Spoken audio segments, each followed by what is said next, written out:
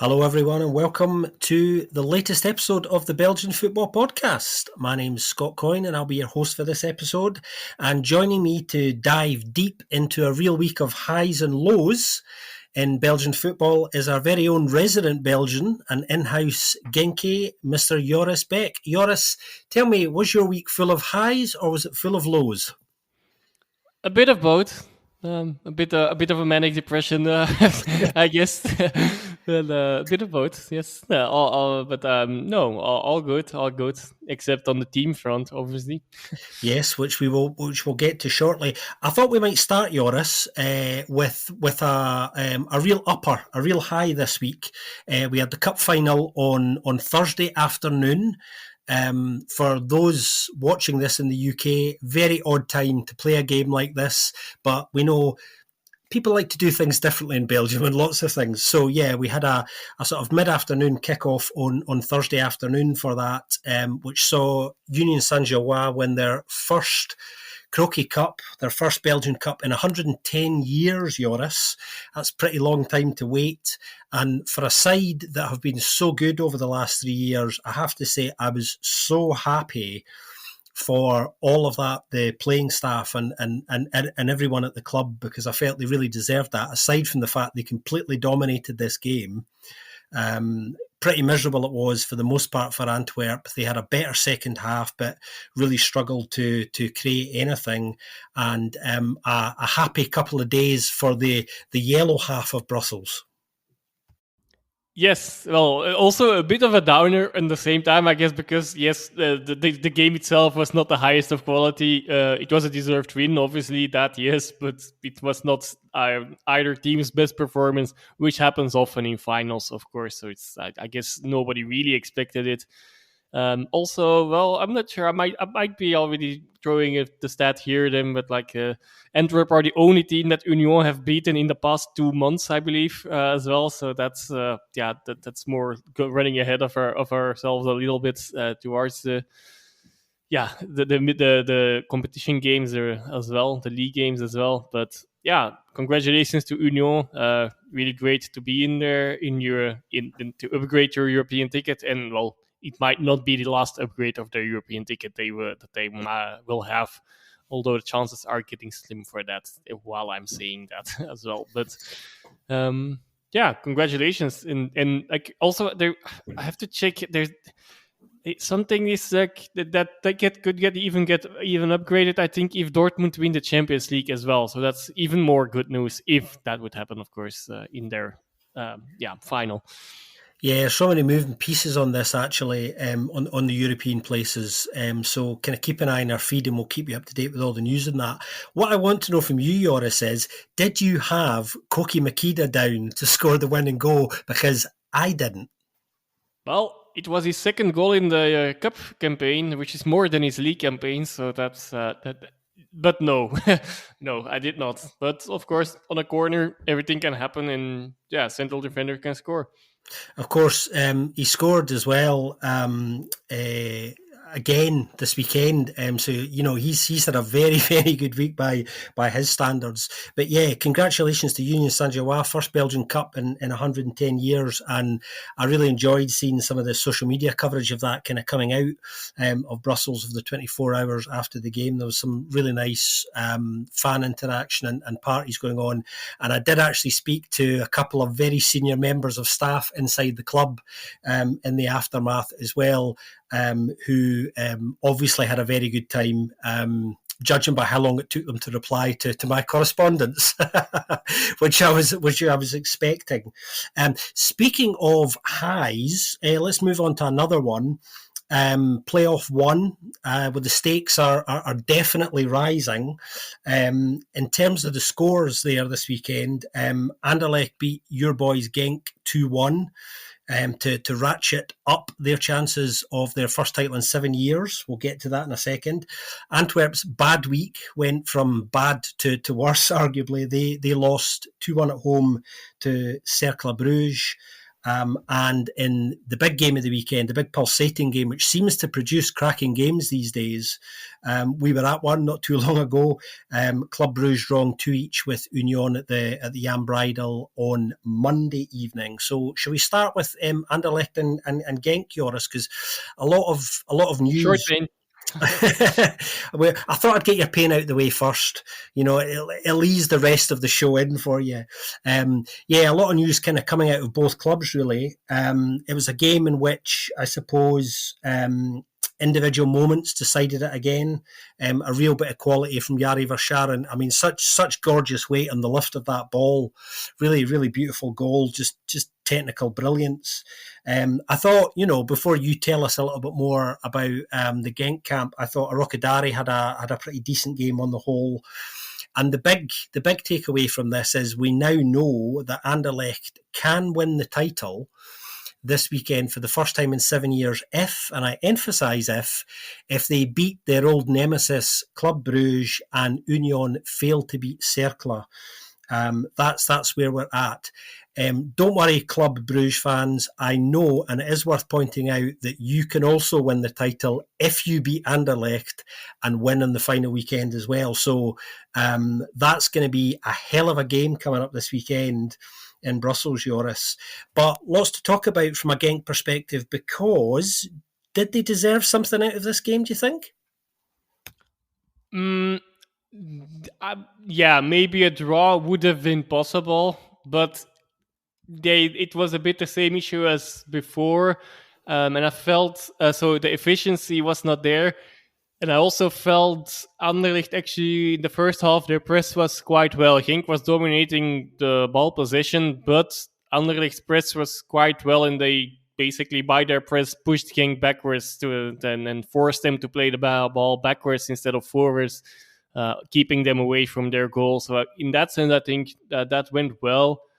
Yeah, their opening goal came a bit out of nowhere, and yeah, okay, I beat both goals. They're both brilliant goals. The finishing is great, but I think in both occasions, 4 or 5 Genk defenders or players, because you can't call them defenders, none of them, unfortunately, even if some of them are defenders, were around there. Then they couldn't block the shots or they didn't do enough. I felt so defensively it was still shambles. Also, Anderlecht was really trying to exploit the space behind mainly McKenzie in this defense, and did quite well. I think no goal actually came from that in the end, but yeah, still they created a few dangerous moments and chances out of that. McKenzie is just having, unfortunately, not the best few last weeks. I hope he can kick it up a notch for the hopefully final 2 games. Well, we'll see. I hope for that after next week as well, because there's still some riding on all of the games. So I might not hope for that by next week. But the final 15 minutes or so,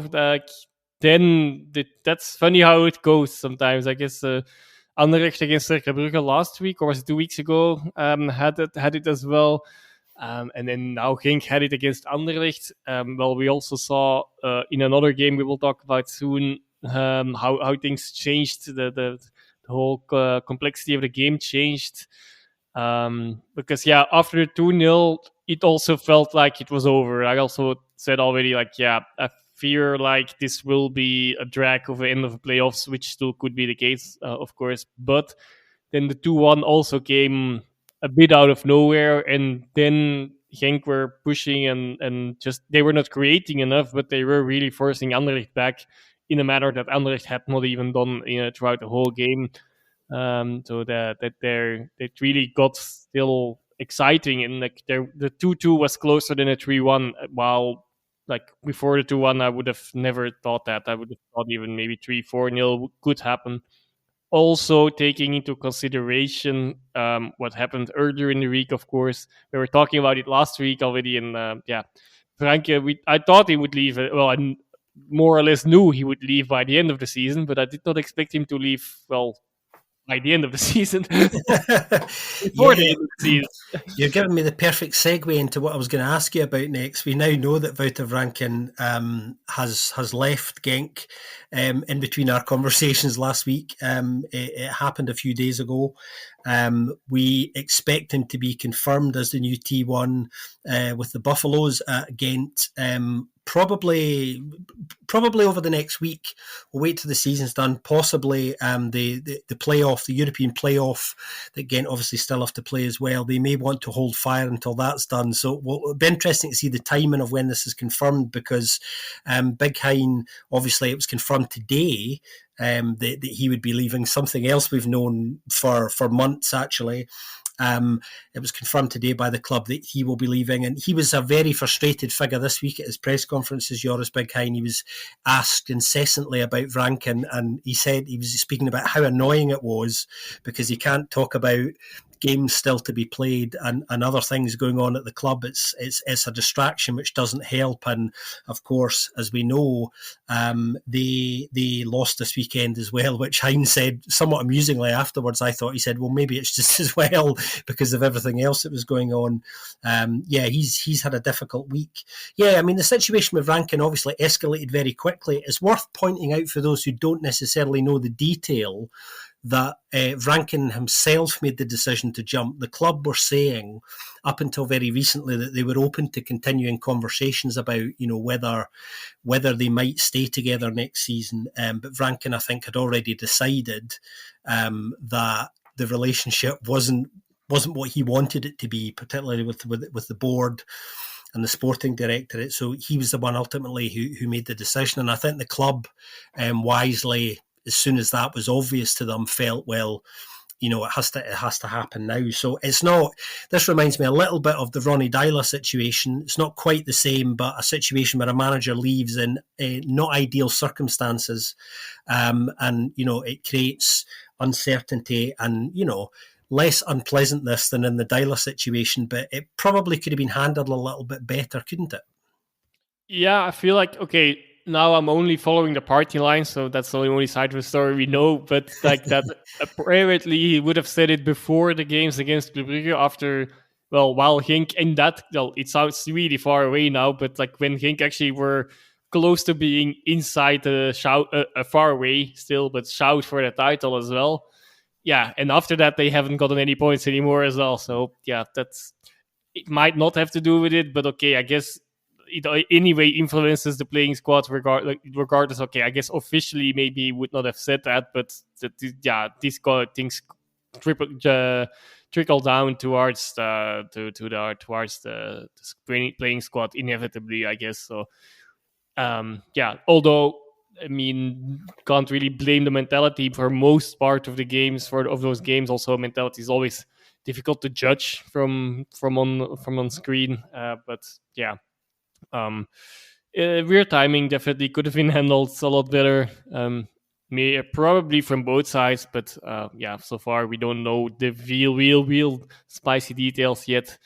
But maybe there are none. I guess we don't know a lot of the story, and it's just striking is a little bit that is to hint as well, though. Like, since I can get there were tensions between. Well, that was obvious. There were tensions between the coaching staff, or at least Frank himself, and the board regarding to expectations and certain players not getting certain players, or maybe getting some other players that you did not really want as a coaching staff.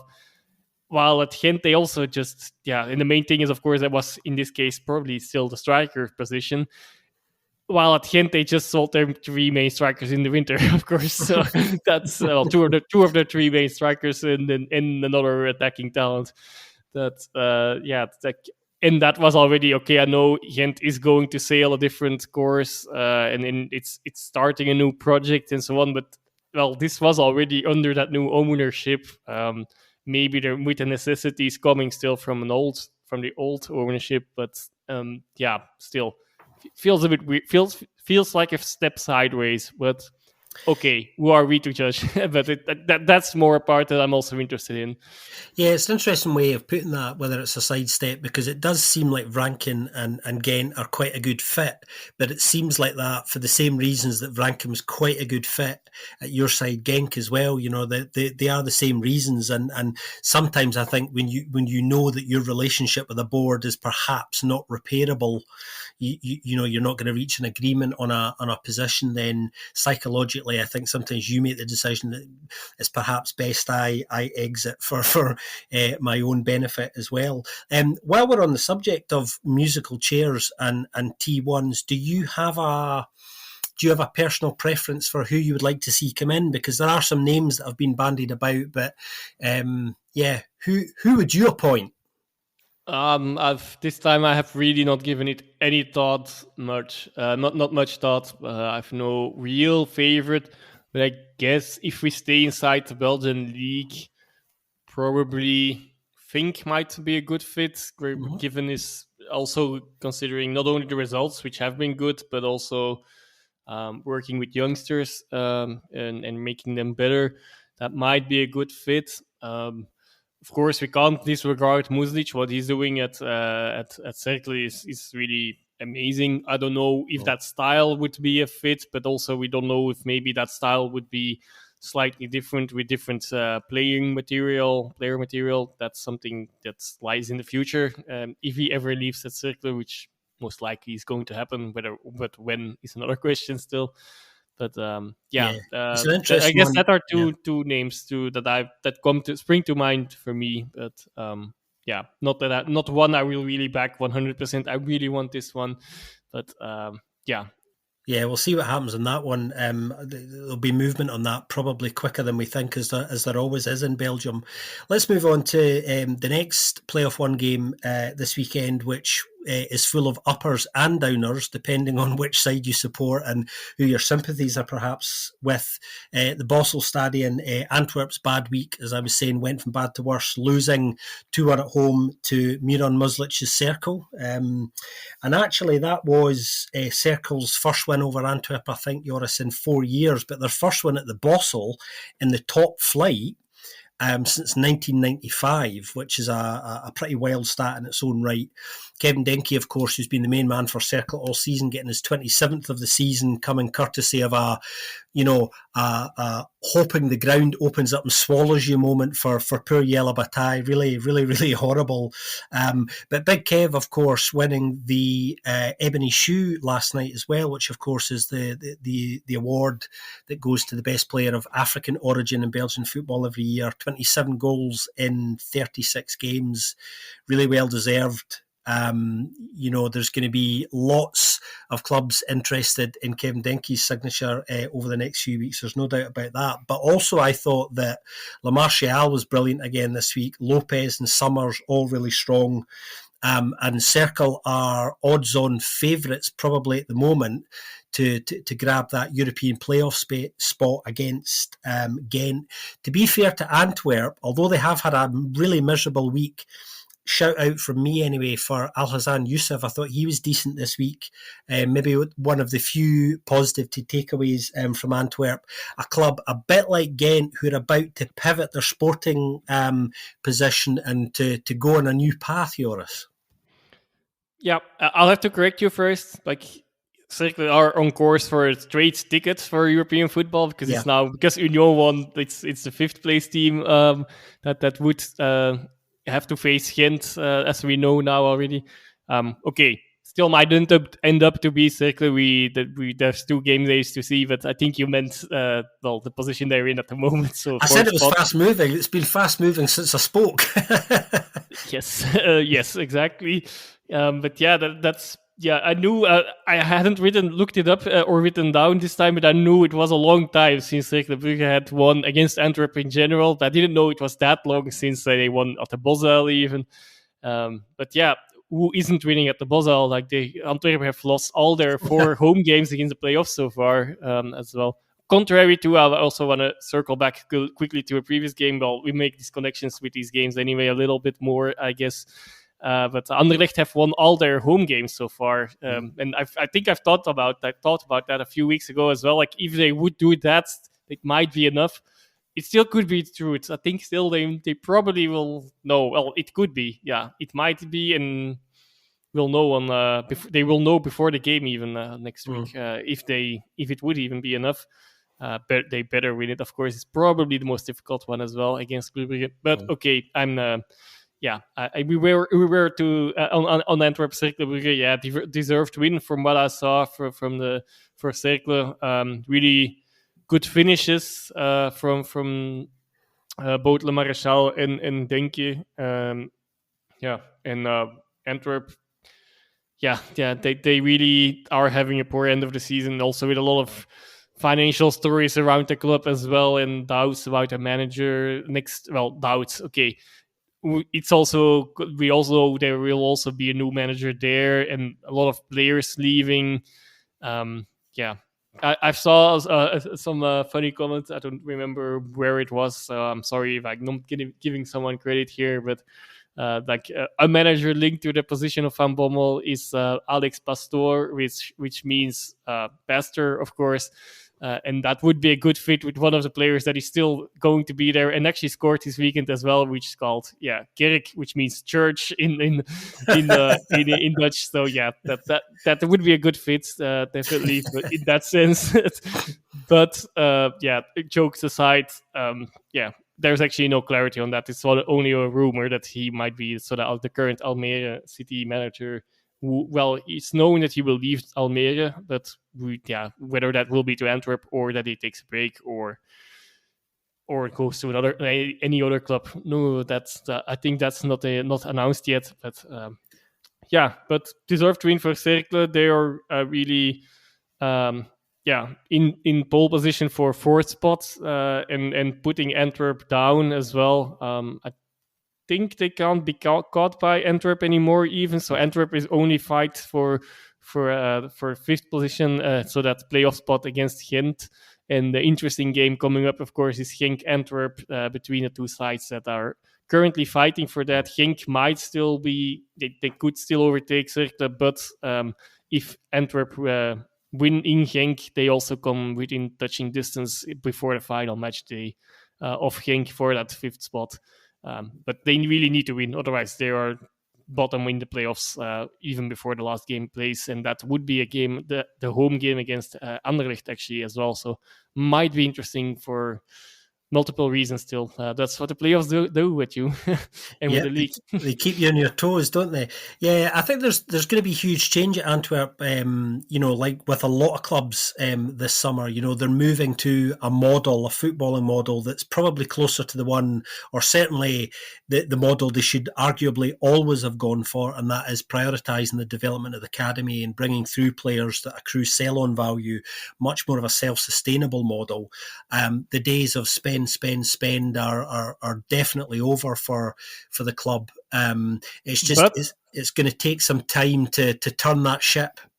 I also saw some rumors linking them to Sharon Sherry, a 35-year-old player from NSA as well. That's interesting to fit in all of that stories, but they're okay.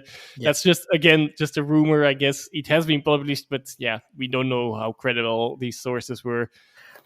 Also, you might still need some experience, of course. I think squad. So, yeah. And of course, the new manager coming in, whoever that's going to be, doesn't necessarily know who they're going to be working with, because there's a good chance a lot of these players that are there now won't be there. And if some of the rumours and some of the chatter is to be believed, then there is a potential fire sale on the cards at Antwerp. Everybody is open to offers in order to finance a number of things going forward. Talk as well this week, Joris, I noticed about the new Tribune 2 being built potentially during next season, and they're hoping, and this is probably a bit optimistic, but they're saying it's possible that they could have it ready for sort of this time next season, the playoffs next season. That's a bit optimistic, I think, considering some of the issues still to get round, but we'll see whether they can do that. Yeah, personally, I feel like it's a bit of a smoke. Well, was a bit of a trying to get a smoke screen, like a positive story out to the press as well, and to lull the fans a little bit before. Now more and more other things are more negative things seem to be coming out again. But we'll see. It's a personal feeling. Maybe that's not correct, of course. But, Yeah, I think you're right. It was an interesting fact to throw into the mix, so there might be something in that. On a more serious note, though, I think where it becomes important for them is because obviously with them spending less, they want to try and increase their revenues elsewhere, and that's one of the best ways to do it. To pack another few thousand fans in is certainly going to help a lot. So you can see why that is important to them. They'll be wanting to just forget about this week. I think it's been a really disappointing end to the season for them, but they've still got something to play for, which is important because of those ever-changing European spots, as we were just saying. The final big playoff one game this weekend was played last night. As of recording at the Jan Breidel Club, drawing 2-2 with Union. An absolutely pulsating game this, had everything as this particular fixture seems to have regularly now, as we were saying. I thought in a Club Bruges sense, I thought De Kuyper and Skov Olsen were brilliant, actual real quality, really good performances. I thought Puertas had a genuinely really good game despite moments that kind of left you a little bit frustrated with him. Obviously, Enoch Teklab had that fantastic goal, real cracker. Rasmussen was decent, and that whole Union midfield, Puertas, Van Hout and Rasmussen, was generally really strong, which was always going to have to be coming into this game because Union knew that if they lost, that was them essentially knocked out of the title. And although it's still possible for them, interestingly, Alexander Blessing choosing his words very carefully after this and just changing the tone a little bit. Yeah, it still feels a bit like that, despite getting that draw that they lost it. The chance to win the title. It's not completely over yet, of course, but yeah, they really need to win their next two games, which is possible. But even then, some results need to go their way, for sure. So that would mean I think they would be happy with a draw as well over the weekend. That increases the chances a little bit, although it depends. I think in that scenario they need to hope that both sides lose points again on the final day, and if one of the other if Club or Anderlecht wins, the team that won must lose. Then they only have to look at one other team. But yeah, you can already hear there was a few. All games will have to come into play and fall into their right place for Union to still grab the title, which is possible. Last season it almost happened as well. And ultimately for the title-winning team, it did on that final day. Everything felt completely right in the end. But yeah, I felt generally Club Brugge were really strong and deserved to win until, again, that these final 15 minutes were... That's what happens, of course. We did not the 3-1 looked closer than the 2-2. But It then the 2-2 fell out of nowhere. Well, I would call it a Mignonet mistake, though, and it could be a costly one as well for the 2-2. He was in no man's land on that quarter where Machida again scored. Well, with a bit of luck as well. I think it was from off the back of Odoi as well on the way towards the goal. But he loves a corner these days, Koki. He loves a corner. Flick on from the corner. He definitely does. And unlike Genk 2 days before, Union really created a few really decent chances or really good chances that they probably could have done better. In between, Skov Olsen had probably the best chance to kill the game, though, as well, where Maurice had a save. So I have to give credit to Maurice as well on that one, after already having been beaten by Skov Olsen twice. Unfortunately, Union's defending on both goals was unfortunately also really off. Much like King's defending, opening up, especially the first one, really opening up with one pass.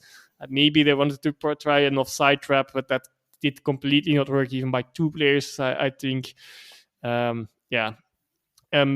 what else is there to say about Teklab's goal? Indeed, what a way to score your first. But he was then indeed one of those players missing a really, really big chance, maybe even still bigger than Skov Olsen's one. Now I come to think of it, a rebound from a shot of Nielsen that hit a post, which already on its own was a good chance.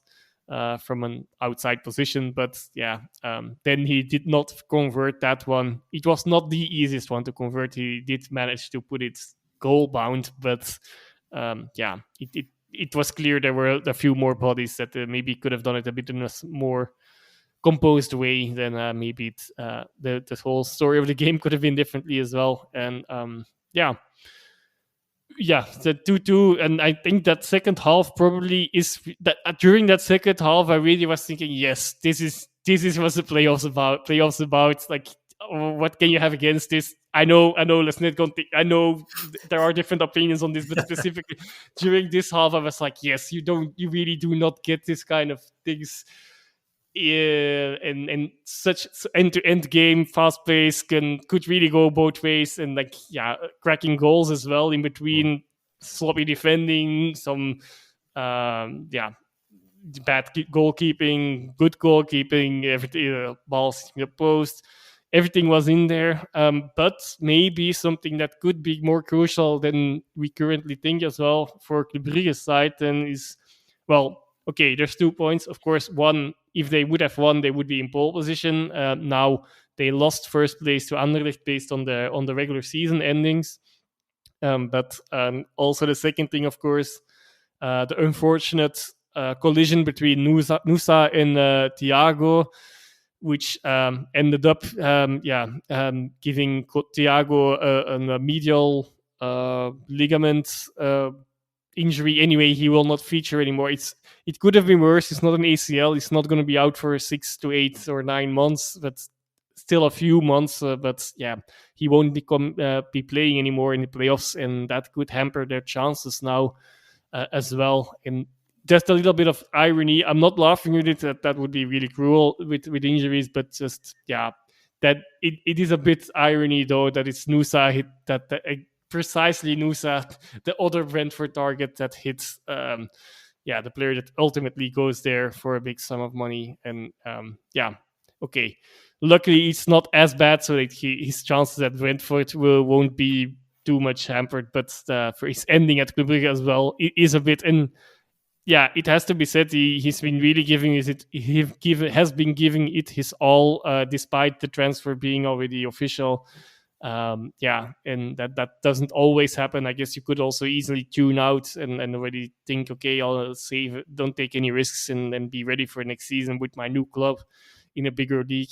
But he was not like that, even though he went to a tough spell with scoring. That also had ended. He will be missed for that Club Brugge side, and we'll see if it really will be a factor in the title race as well. Yeah, football's so funny and strange and cruel sometimes like that. It was just, the circumstances of that and the involved parties, like you're saying, just, kind of really, really quite eerie, to be honest. I was talking earlier about the significance of the situation that Anderlecht are in, potentially being able to win the title for the first time in 7 years this coming weekend. Again, worth reminding everybody, if Club Brugge go to Brussels and Lotto Park this weekend and beat Anderlecht, then it's all very much in their hands as well. So that game, which is already spicy enough at the best of times, on a regular fixture, there is a huge amount riding on this particular one this weekend for both these sides, and that's going to be the one to watch if you can only see one game this weekend. Dropping down to playoff 2, Joris. One of the games didn't even happen this weekend, and we did get forewarning that this might be the case in the lead up to Standard and Westerlo, which was abandoned because Standard Ultras wouldn't leave the playing staff, leave the academy and the team coach, so the game couldn't happen in the end. And those poor supporters who did manage to get into Sclesson, hoping that the game would go ahead, had to be told by the stadium announcer, nope, it's not happening. Match abandoned, and that will almost certainly now be forfeited in Westerlo's favour. And a really difficult time for Standard Liège, just kind of getting a little bit worse with that one. We didn't think, funnily enough, that it would be too much to discuss about this particular game, and in the end, the game itself never happened, so it was taken even out of our hands. Yes, but probably still the game that out of these playoffs that we should talk most about. Ironically, again, but with so many things in here as well. Again, like yes, the whole country knew that they would not play. So I still also feel like it's not completely only the fans, and the club knew one day in advance at least. I think as well. So yeah, that's also already another reason why there is a slight chance it would not be a forfeit, but because of this factor, even though of course it's nothing official and all, and maybe needs to be proven, but yeah, it does not play in the cards of not having a forfeit. Also, I don't. Well, okay, for it will end up with having another fine, and they already have financial issues, of course.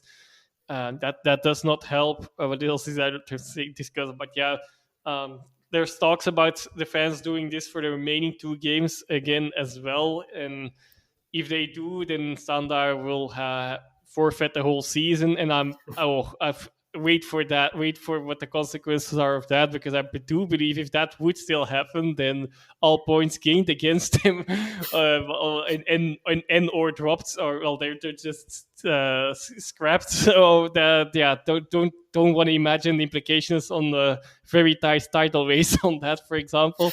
But to name one thing, that's the most obvious one. But just and what else? Yeah, also a remarkable first game in the first division for referee Marco Simonini, who he still actually has to wait for his actual first game, although he got some action. I guess he did have to follow the protocol there, but apart from following that, no yellow cards, flawless performance, best referee we've had this season, I think, but, for across all whole league. But that's and also a little bit of the funny images with the Westerlo players and stuff being there. Well, also a bit sad for them, of course, that they had to the whole trip to Standard to Liège for that.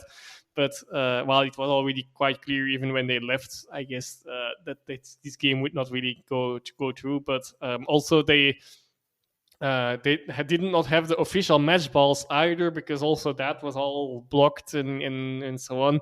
So they really had to find like in some kind of old cabinets, they found some old balls so that they could at least do their warm up just in case this game would eventually go through. But that were some funny images. That's the only funny thing about the situation, I guess, though, because that's all the ramifications. So if I didn't go into that. So if Standard would indeed forfeit 3 times, so I personally don't think it will happen. But if that would happen, then there might be some ramifications for their existence in the first division or because I think there were also some clauses in the regulations about the second team that actually did the ramifications could be for SLCS, who already have been relegated, but they might have to go to another one because of that and so on. I don't really know the complete details there, but it could be that even if that happens, the punishment would be harder for the under 23 side than for the senior squad, as they have this in the Pro League, and that's some weird kind of thing apparently. But okay, don't pin me down. Don't pin me down on that. I don't really want to find out. Well, what we do know is that current owner 777 are now trying actively to sell the club, and people are frantically opening drawers, picking up phones, emailing friends, you know what I mean, to see who's got any money and to see what's possible kind of quickly, because the situation isn't good, and that's changing pretty much day to day at Standard. On Westerlo, we do now know, it's not been confirmed yet, it probably will be tomorrow or certainly over the next 48 hours, that Timmy Simons, who of course was responsible for bringing Dender back up to the Pro League, has now left Dender and will be unveiled as the new T1 at Westerlo shortly. That's been done apparently, so we're just waiting for confirmation from the club, which will probably come before we gather to discuss this weekend's action. So we should have more on that for you next week, everybody. Meanwhile, at the KA Ghent Arena, Hein van Heisenbroek was having a very frustrating evening as his Ghent side lost 1-0 to Leuven. A Leuven side who love playoffs, Joris. That's their fourth win in 8 games. They've only lost only lost 2 of their playoff games so far. It's amazing what happens when the pressure's off. Quite incredible, really. Yusuf Mazis's good form continues. And they managed to dig in and get the win after that early goal. Yeah, indeed. Also, well, not that much to say about this game, I guess, because, these playoffs are done and dusted. But regardless, it's still been a long while since Gent have lost at home, and especially haven't scored at home either.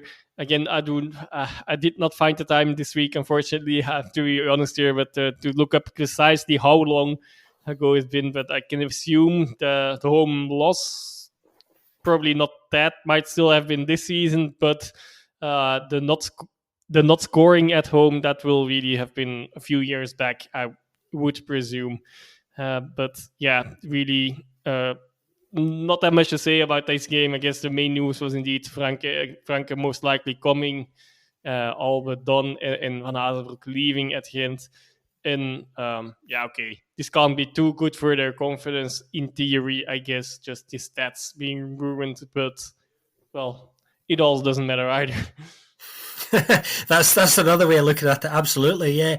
On the subject, kind of on Ghent and Big Hein, the club did publish quite a nice open letter that Hein had wrote on confirmation of his departure at the end of the season today, where he thanked lots of people at the club, including the ground staff, for giving him a great surface for the players to play on, which I actually thought was really nice. You don't often see kind of departures handled in that way from the departing coach's point of view. I did actually like that quite a lot. But yeah, again, much like Antwerp, they do still have something to play for, and obviously I think that was one of the sources of his frustration this week when he said the whole situation with Rankin was really annoying because it distracted from the business of getting Europe done in a way that he would like to do before he signs off. There was one other game in playoff 2 this weekend. Not too much to say about this game really either. St. Truden beating Mechelen 2-1. St. Truden's 4th win over Mechelen this season. A real bogey team for Mechelen. St. Truden, Adriano Berticini banging another couple of goals, having an excellent game, a player who's going to be really big for them next season, I think. As we know, Aboubakary Koita having a pretty strong game again. And one of the things I took away from this game, Joris, was comments that Rob Scoofs made afterwards. We know Besnik Hazi's leaving. Another coaching change coming up inside another club. Rob Scoofs saying afterwards that he really hopes that the club give the players clarity on who the new T1 is going to be really soon, because as he said, there's a lot to be done. Yes, there definitely is, but okay. We knew that. We've talked about that at length, I think, over the past couple of weeks as well. On Bertaccini, well, good that he finds his goal-scoring form. He will have to really confirm that, of course, next season in games that actually matter. Because again, unfortunately, it's good that it's better to have those games, but it doesn't necessarily say anything about how it goes in really, really competitive games next season. But you can only have them under your belt and his goals. And he most likely will feature a lot in their side as well if, as things stands, as their strikers have not really been informed throughout the rest of the season. I guess we can move on from this one quickly this time. Yeah, playoff 2 feels like there's not been much to say about it for kind of a long time, but sometimes playoff 2 is kind of like that. Let's drop down, shall we? Let's drop down to playoff 3, and playoff 3 saw the ultimate downer for one side this weekend. Eupen managing to beat Molenbeek 2-0. That was the Pandas' first win in 8. They were relegated last weekend, obviously. That was confirmed. They were already gone. But this defeat of Molenbeek confirms that Molenbeek are now gone. They will join Eupen in the Challenger Pro League next season.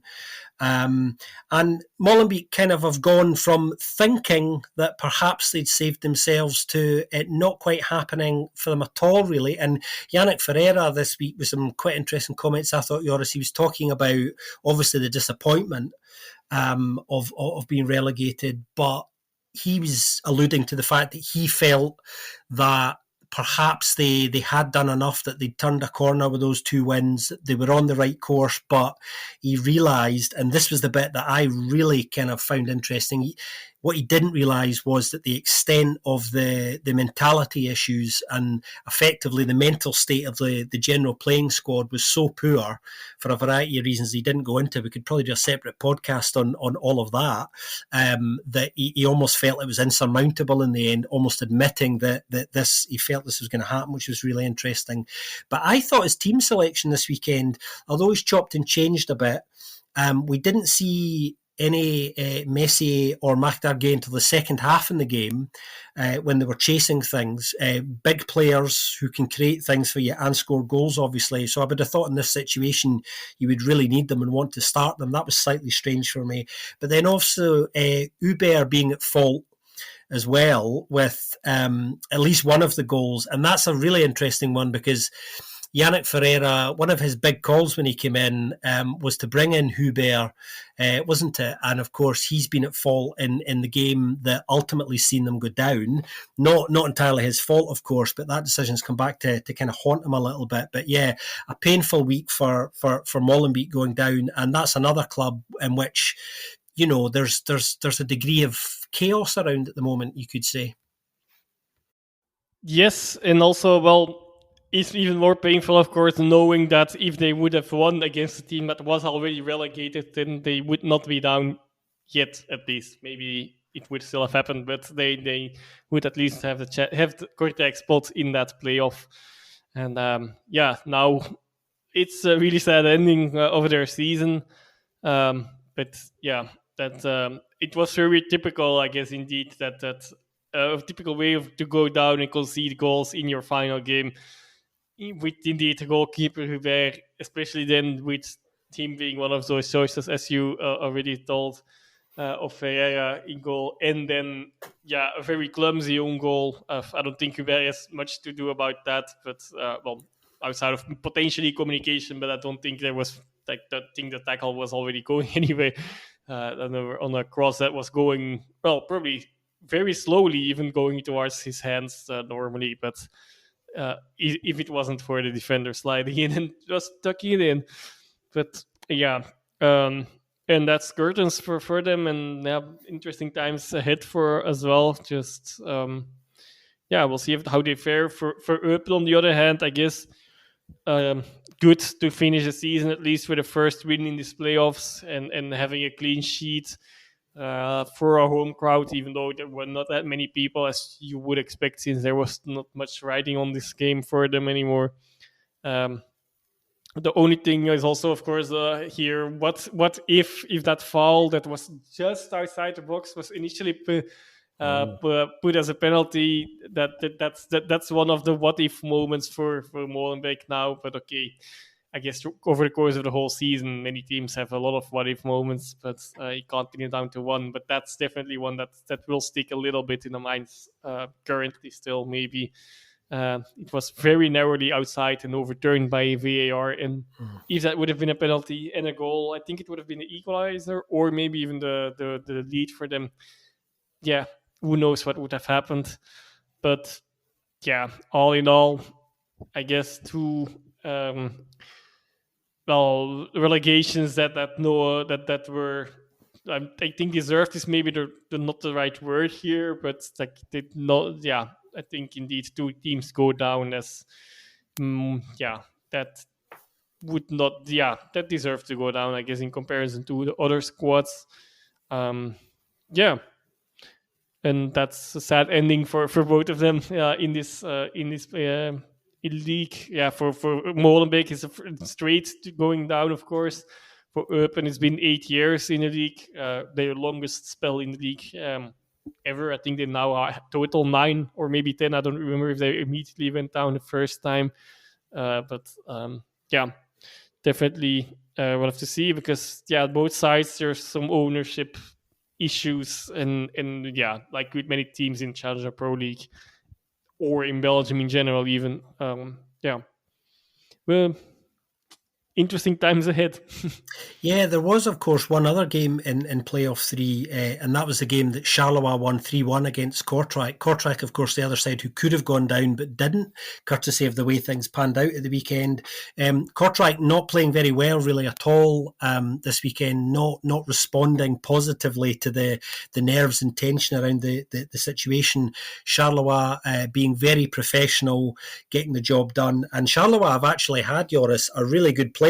They've won 5 out of their 6 games, undefeated, getting the job done really early with those 2 early wins as well, to secure things. And somewhat amusingly this weekend, this win did make me smile, because I coming into this game, Kortrijk's T1 Fair Alexanderson saying it's going to be really interesting to see what Charleroi side starts this game for the first 15 or 20 minutes. And it was a side that absolutely wanted to win the game and were completely on it. And that was important, particularly in light of the fact that Charleroi's T1 now is Rick de Mel, and Rick obviously had that scenario a number of months ago where his integrity and certain coaching decisions were called into question while he was still at Westerlo. So the last thing Rick needed was another match in which his side, looked to not play the game or not be that bothered. So I'm sure his message pre-match was, go out there and for God's sake win this game. Probably. And ultimately it had the same result, because both sides did not have any consequences out of it. Actually, not that much to say about this game again as well, except Coffee going off both injured and also getting a final a round of applause by the audience. And the same goes for Eli and Mahidra, who both players will be leaving the club at the end of the season. And they got a final round of applause throughout the game. So Coffee getting off, Eli and Mitra actually getting a few minutes at the end. It was not Eli Metri going into goal for Coffee. No, don't get me wrong, but that would have been even further, and then maybe things would have been a bit more put into question again. But of course. What else? Heijmans had a good game with a goal and one assist, one maybe 1.5 or 2 assists even. And on Kortrijk, in this game it doesn't matter, but they have not turned around any game throughout the whole season to win it after going behind. Could prove crucial in the upcoming fixtures in this do or die games that they have against Lommel, as we can already prelude now. Yeah, well, we might as well get to that. We're getting so good at this that we're giving each other the segues now. Dropping down to the Challenger Pro League, which this weekend saw the Challenger Pro League playoff final reach its conclusion. Lommel and Denza. Lommel came out 3-2 winners in the end, Joris. Goals in this game, in the 2-1 win coming from Diego Rosa and Juho Talvite. Lommel, for me, completely deserving to win the playoff final over the 2 legs. Generally the better side in most areas. Denza, I think, hugely disappointed, understandably. But having said that, I never really felt they played on the front foot and tried to take the initiative in either game. They played their best football over the 2 legs when they went behind and when they were effectively chasing the game. Lommel much the stronger from the most part, certainly on the basis of the chances they created as well. And as we now know, as you were saying there, they have guaranteed their place in the barrage match, the playoff of playoffs, which will be between Lommel and Kortrijk. Kortrijk obviously finishing second top of the relegation playoff. So 2 legs coming up, home and away, for both sides to see who the final Pro League club will be next season. And I think this playoff game is going to be quite tightly contested, as these games always are, as you would expect. The thing for me about Kortrijk, Joris, and thinking about this, is they do not score a lot of goals. They've been averaging less than a goal a game this season. And as you were saying there, I think whoever scores first in this tie is definitely going to have a bigger advantage than most. But because of the nature of the game, it's much like a cup final, as we were talking about at the start. Your form coming into the game in lots of ways doesn't really matter. Freyr Alexandersson saying that he's been watching a lot of both Lommel and Denza in the run-up to this being decided. So he's already been doing a lot of homework and was assuring everybody that they will be ready and kind of planning ahead. Lommel equally, though, have a lot of reasons to feel optimistic coming into this. Yeah, they do. I think indeed they deserve to win the fixture against Denze. Although what a goal it would have been from, I think it was Ben's favorite Suleiman on from an attempt from was it around the halfway line. Yeah. I thought it was going in. I thought he'd done it. I really did.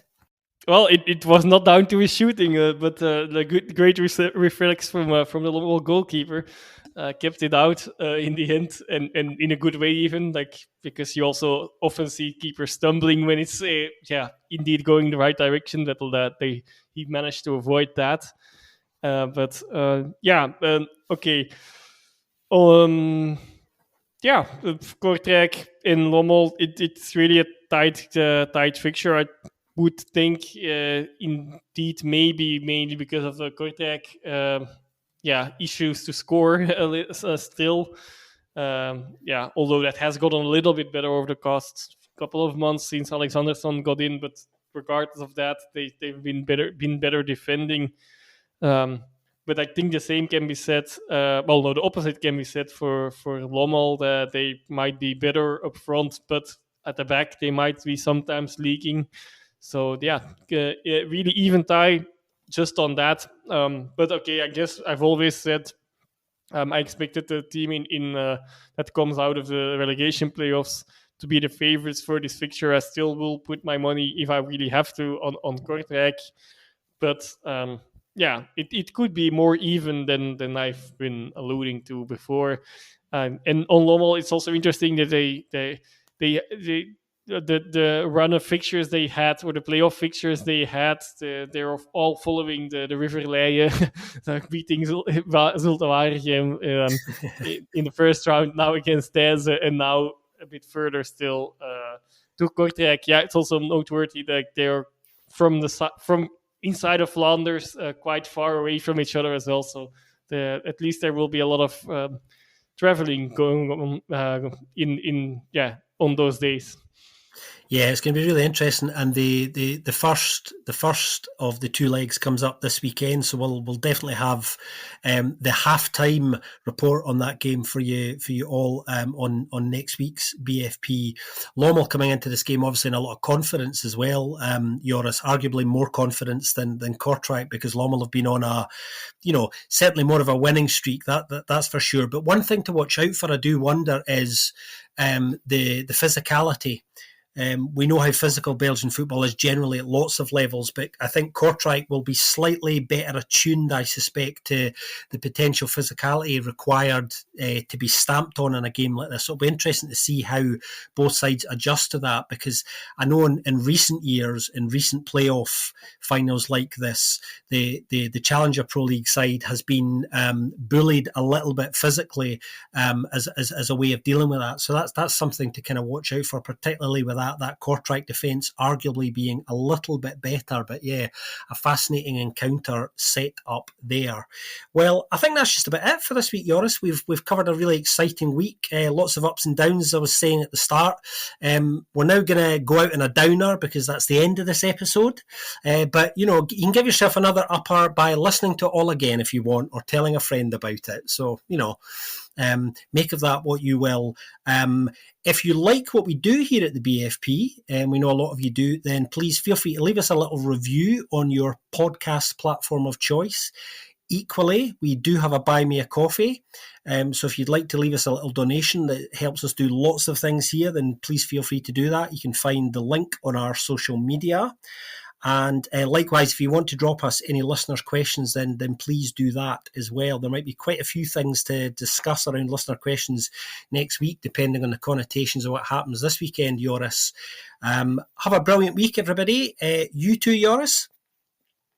Yeah, and you as well, hopefully. Yes, thank you very much. And maybe, just maybe, depending on the way the world works, that we might be a triumvirate next week. We'll leave the door open for that and see what comes out of the mix.